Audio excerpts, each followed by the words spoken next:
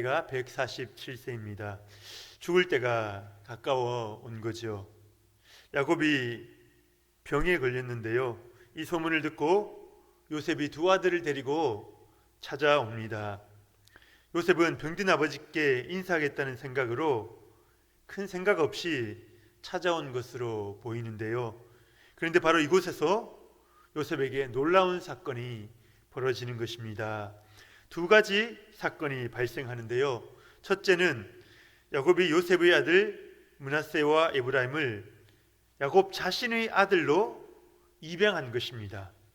그리고 두 번째 사건은 야곱이 에브라임과 므낫세를 축복하는 장면인데요.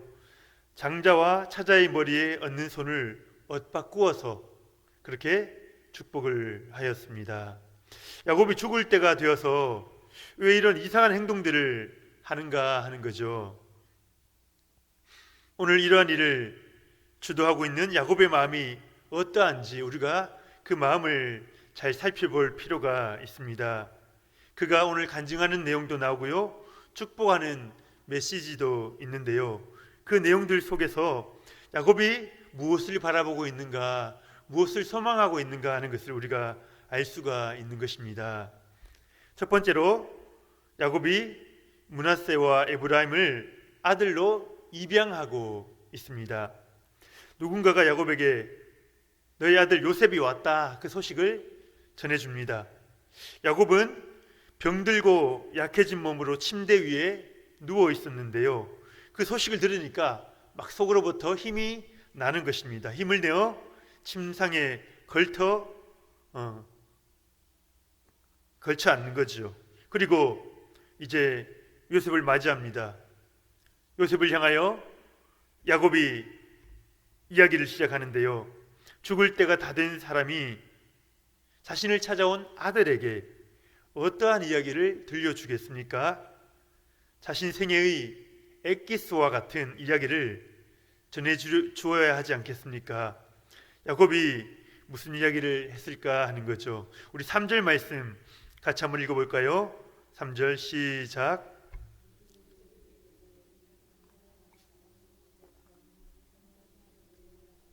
복을 주시며. 아멘. 야곱은 형 에서를 피해서 도망가고 있는 중이었습니다. 그때 하나님께서 그에게 나타나신 거죠. 야곱은 홀몸으로 두려움에 휩싸여 있었습니다. 돌을 베개 삼아 잠을 청하고 있었죠. 그때 꿈속에서 하나님이 나타나신 겁니다. 야곱이 너무나 놀랐습니다. 왜요? 부모님으로부터 하나님 이야기를 들으면서 커왔지만 그것은 책 속에서 배운 하나님이었고요, 머릿속에서 배운 하나님이었고요, 내 하나님이 아닌 아버지 이삭의 하나님, 어머니 리브가의 하나님이었습니다. 하나님이 살아계시다 하는 이야기를 들었지만 그것을 실감한 적이 한 번도 없었던 것입니다. 그런데 그날 밤 그곳에서, 베델이죠, 그곳에서 야곱이 살아계신 하나님을 만난 것이죠. 단순히 살아계실 뿐만 아니라 야곱 자신에 대해서 너무나 잘 알고 계시는 그 하나님을 만난 것입니다.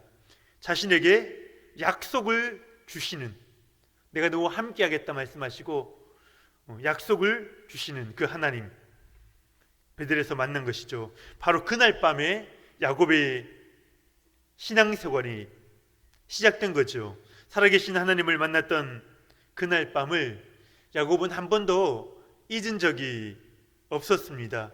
왜요? 그 사건이 자신의 존재를 바꾸어 놓았습니다. 야곱의 겉모습은 똑같았지만, 예전과 다름없어 보였지만 그 마음 속에서 하나님을 만나고 자신의 존재가 변화되는 것을 경험했던 것입니다. 그래서 지금 유언과도 같은 말을 내놓는 이 순간에 지금 그 베델에서 만난 하나님의 이야기를 꺼내고 있는 것이죠.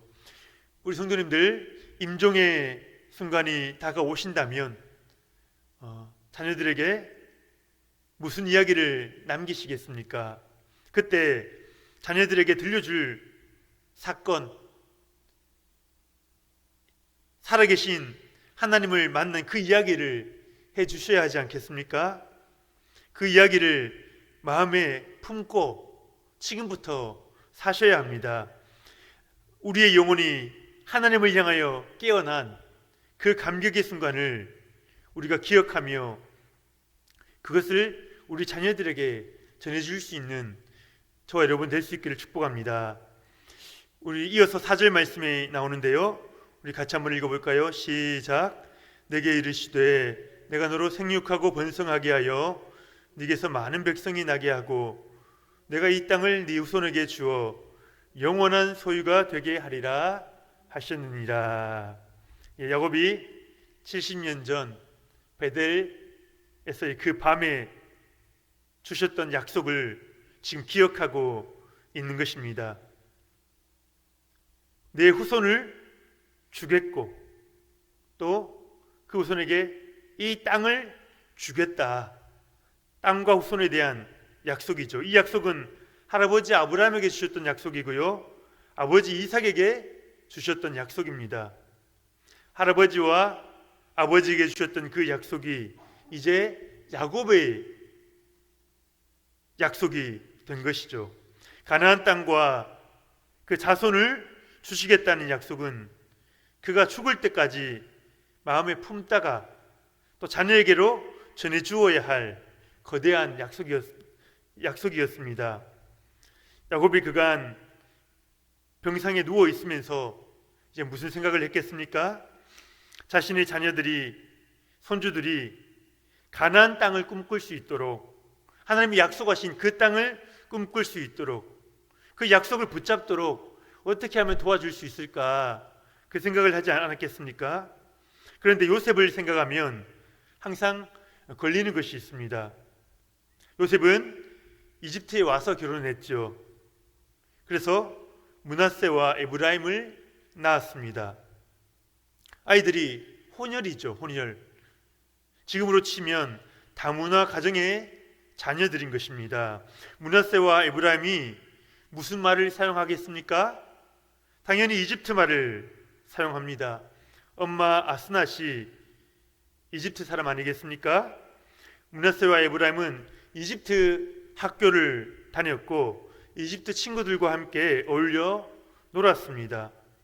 당시 므낫세와 에브라임이 나이가 한 20살 정도로 계산이 되는데요, 20살, 18살 그쯤 되지 않았을까 추측이 되는데요, 이 친구들이 이집트 소녀들과 연애를 하며 지냈을 수도 있지 않겠습니까? 그럴 수밖에 없는 것이 동족인 야곱의 가족은 뒤늦게 들어와서 이 고센 땅에 모여서 살았고요, 요셉과 그 자녀들은 제국의 수도에서, 그 중심부에서 이집트인들과 함께 뒤섞여 살았던 것입니다. 므낫세와 에브라임이 이집트 땅에서는 어느 정도 인정을 받으며 살았을지 모르겠습니다. 하지만 야곱의 생각이 무엇입니까?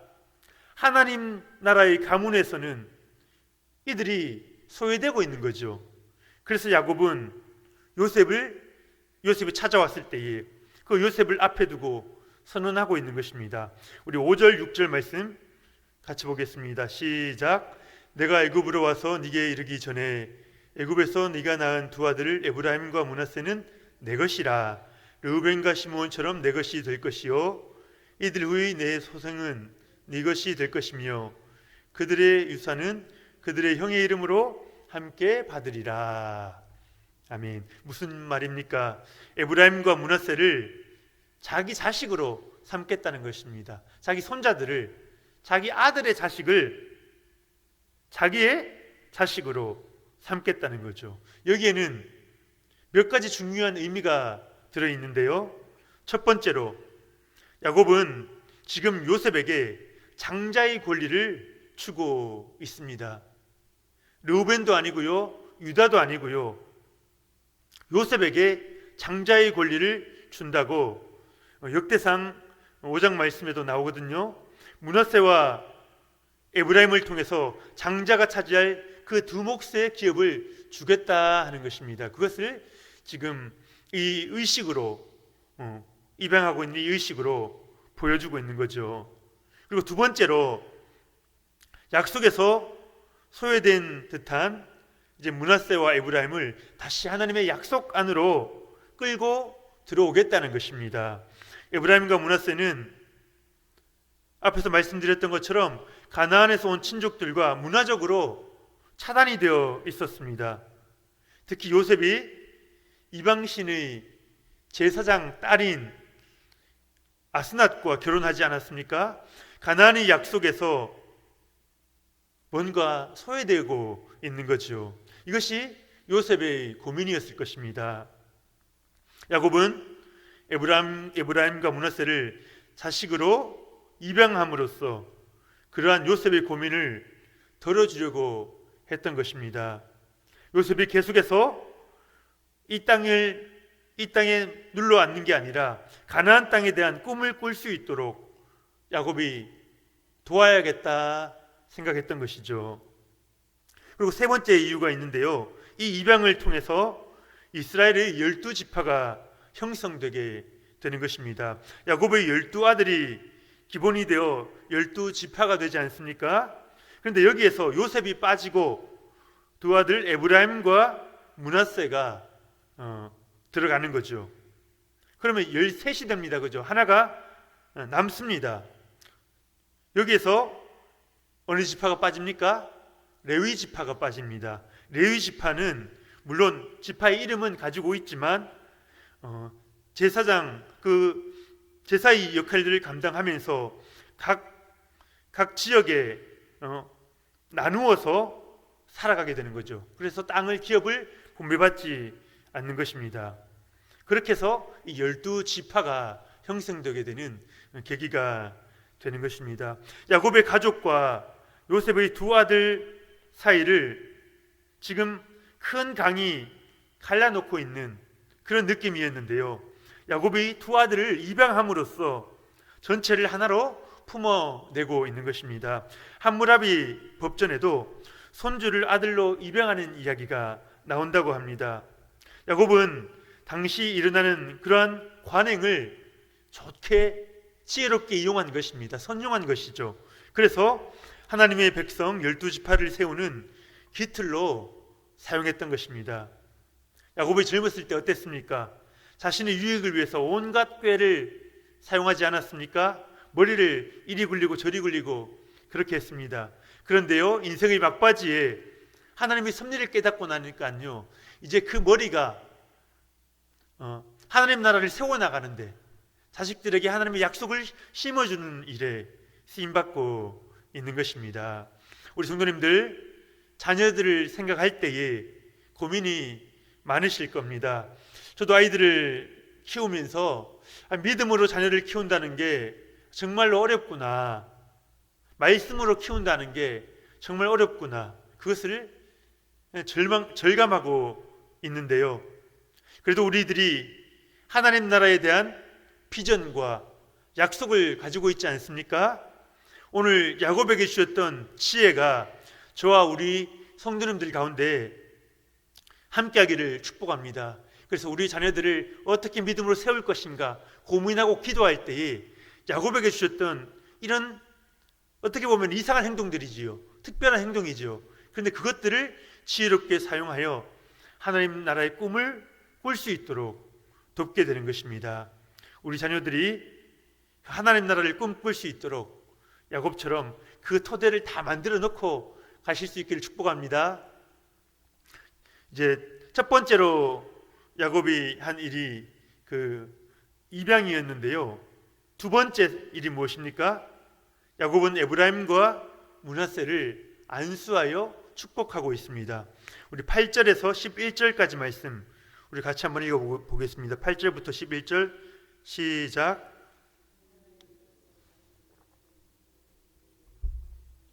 요셉이 그의 아버지에게 이르되 이는 하나님이 여기서 내게 주신 아들들이니이다. 아버지가 이르되 그들을 데리고 내 앞으로 나아오라. 내가 그들에게 축복하리라. 이스라엘의 눈이 나이로 말미암아 어두워서 보지 못하더라. 요셉이 두 아들을 이끌어 아버지 앞으로 나아가니 이스라엘이 그들에게 입맞추고 그들을 안고 요셉에게 이르되 내가 네 얼굴을 보리라고는 생각하지 못하였더니 하나님이 내게 네 자손까지도 보게 하셨도다. 아멘. 드디어 이제 야곱과 요셉의 두 아들이 만나는 장면입니다. 야곱에게는요 너무나 감격스러운 순간입니다. 방금 읽은 내용처럼요 요셉을 잃어버리고 나서 다시는 요셉을 보지 못할 줄로만 알았는데 요셉의 자녀들, 그러니까 자기 손자들까지 보게 된 것입니다. 그들이 지금 자기 앞에 서 있는 것이죠.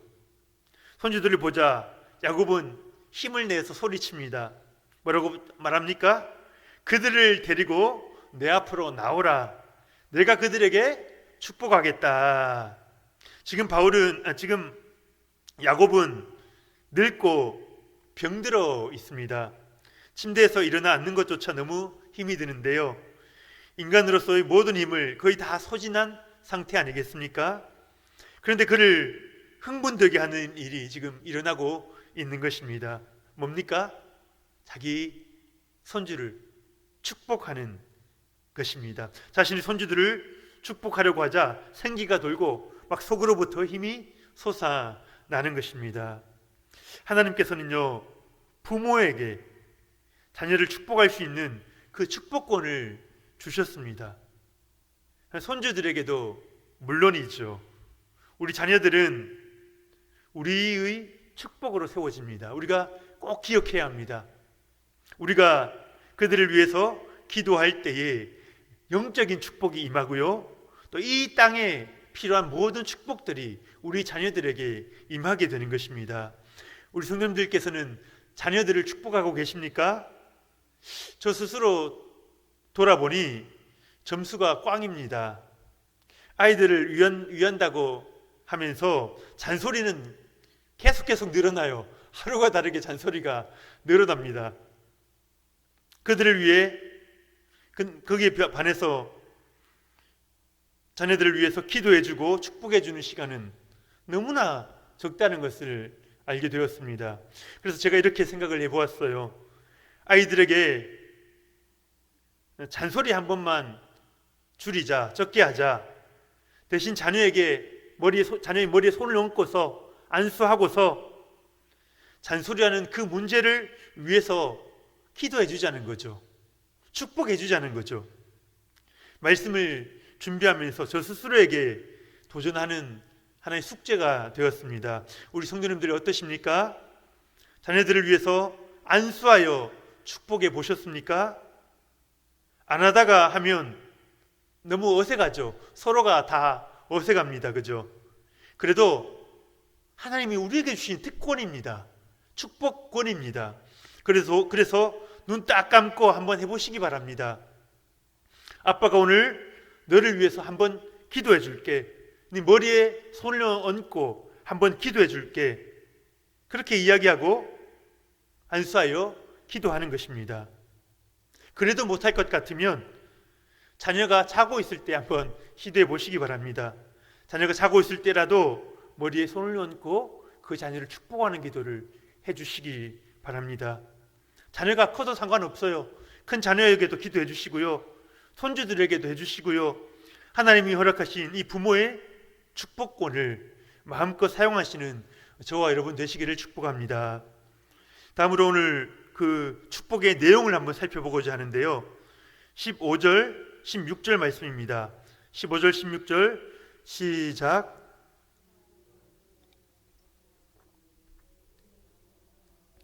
아버지 이삭이 섬기던 하나님, 나의 출생으로부터 지금까지 나를 기르신 하나님, 나를 모든 환난에서 건지신 여호와의 사자께서 이 아이들에게 복을 주시오며 아들로 내 이름과 내 조상 아브라함과 이삭의 이름으로 칭하게 하시오며 이들이 세상에서 번식되게 하시기를 원하나이다. 아멘. 축복의 내용을요 두 가지로 또 나누어 볼 수 있는데요, 첫 번째는 아브라함의 하나님, 이삭의 하나님, 어떠하신 하나님, 나에게 어떻게 행하신 하나님, 그래서 하나님이 어떠한 분이신가 하는 걸 먼저 이야기하고 있고요, 너희들을 축복해 줄 그 하나님이 이런 분이시다, 그걸 이야기하는 것입니다. 그리고 둘째는 아브라함과 이삭과 야곱의 하나님이 너희의 하나님이 되기를 축복한다. 그것이 축복의 핵심 내용입니다. 내조부 아브라함과 아버지 이삭이 섬기던 하나님, 그렇게 이야기하죠. 여기서 섬기다라는 동사는요, 할라크라는 히브리 동사로 되어 있는데요, 그 뜻이 걷다, 동행하다라는 의미가 있습니다. 할아버지 아브라함과 아버지 이삭과 인격적인 관계를 맺으시면서 동행하신 하나님이 너희들을 축복하신다. 우리 아버지와 함께 걸으셨던 하나님께서 너희들을 축복한다 하는 것입니다. 멀리 계신 하나님이 아닙니다. 친밀하신 하나님께서, 우리를 잘 아시는 그분께서 우리 자녀들을 잘 아시고 그의 앞길을 축복해 주시는 거죠. 그리고 또 하나님을 어떤 분이라고 고백합니까? 나의 출생으로부터 지금까지 나를 기르신 하나님, 그렇게 이야기합니다. 여기서 기르신 하나님, 이것을 다른 번역에서는 목자가 되어주신 하나님, 그렇게 번역을 많이 하고 있습니다. 하나님께서 목자가 되어주셔서 나의 출생부터 지금까지 나의 온 삶을 인도해 오셨다라는 것이죠. 야곱의 신앙 고백이 이 축복 가운데 들어있는 것입니다. 그리고 또 한 가지가 더 있습니다. 환난에서 건지신 여호와의 사자께서, 야곱의 인생 가운데 얼마나 많은 환난이 있었습니까? 야곱만큼 어려움을 많이 당한 자도 많지 않을 것 같습니다. 하지만 하나님께서 그 환난에서 구해 주셨다. 나를 죽게 내버려 두시지 않고 나를 구원해 주셨다. 나를 건져 주셨다. 그것을 고백하고 있는 것입니다. 선하신 하나님이죠. 신실하신 하나님입니다. 나와 평생 함께 하셨던 그 하나님께서 너희들을 축복하신다. 그 이야기를 하고 있는 것이죠. 그리고 이제 축복의 내용은 아주 간단합니다. 할아버지의 하나님, 아버지의 하나님, 그리고 나의 하나님이 이 아이들의 하나님이 되어달라. 므낫세와 에브라임의 하나님이 되어주십시오. 그 기도를 하고 있는 것입니다. 하나님을 제대로 경험하지 못한 사람은요, 자녀를 축복하기 위해서도 이런저런 말을 많이 해야 될 거예요. 머리를 굴리고 미사여구를 사용해야 하지 않겠습니까? 그런데 하나님을 경험한 자는요, 그 기도가 아주 간단합니다. 뭐라고 합니까? 나의 하나님, 나의 부모님의 하나님이 우리 자녀들의 하나님이 되어 주십시오. 나의 부모님에게 주셨던 약속 안에 내가 거하지 않았습니까? 내가 지금까지 그 약속 안에 살아오지 않았습니까? 우리 자녀들도 이 약속 안에 거하게 해주십시오. 아주 단순하지 않습니까? 그런데요, 그게 전달이 됩니다. 이심전심 마음이 통합니다. 다른 어떤 기도보다 강력합니다. 부모님의 하나님이 살아서 자녀의 마음속을 파고들기 시작하는 거죠. 그리고 하나님 약속하신 땅과 자손들을 허락해달라, 그 주신 약속에 따라서 다시 한번 축복의 기도를 해주고 있는 것입니다. 아브라함과 이삭과 야곱의 하나님이 12지파의 하나님이 되지 않습니까? 그리고 그것이 이스라엘 전체 백성의 하나님이 되어 시내산에서 하나님과 언약을 다시 맺게 되는 것이죠. 야곱과 같이 내가 만난 하나님의 그 이름으로, 내가 경험했던, 내 인생 가운데 찾아오셨던 그 하나님의 이름으로 자녀들을 마음껏 축복하시는 우리 성도님들 되시기를 축복합니다. 축복과 관련해서 마지막으로 살펴볼 것이 있는데요, 야곱이 팔을 엇바꾸어서 X자로 엇바꾸어서 축복을 했다라는 겁니다. 장자 므낫세를 오른손으로, 그리고 차자 에브라임을 왼손으로 축복하는 게 일반적인 방법입니다. 오른손이 권능을 상징하지 않습니까? 그러니까 첫째 장자, 기력의 시작인 장자의 머리에 얹어야지요. 하지만 야곱은 요셉이 두 자녀를 데리고 다가오자 팔을 X자로 엇바꾸어서 에브라임의 머리에 자신의 오른손을 얹은 것입니다. 이것 또한 참 이상한 행동입니다. 이 세상에서 보기에는 이해할 수 없는 행동인 거죠. 그래서 요셉은 이걸 보고 마음이 너무 불편한 겁니다. 아버지 그러시면 안 됩니다. 므낫세의 머리에 오른손을 얹어 주십시오. 그래서 아버지의 오른손을 들어서 에브라임의 머리에서 므낫세의 머리로 옮기려고 하는데요. 그런데 야곱이 이야기하는 거죠. 19절 말씀 제가 한번 읽어드리겠습니다. 그의 아버지가 허락하지 아니하며 이르되 나도 안다 내 아들아 나도 안다. 그도 한 족속이 되며 그도 크게 되려니와 그의 아우가 그보다 큰 자가 되고 그의 자손이 여러 민족을 이루리라 하고. 아멘. 성경은요, 성경 전체에 걸쳐서요, 장자의 명분이 얼마나 중요한가, 기력이 시작이 되는 장자가 얼마나 중요한가에 대해서 많은 강조를 하고 있습니다.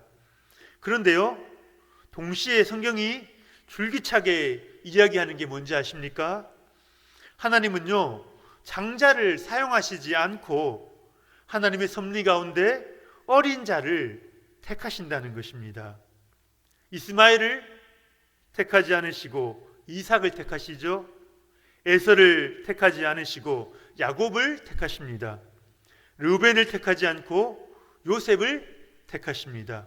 그리고 여기서 므낫세를 택하지 않으시고 에브라임을 택하고 있는 것입니다.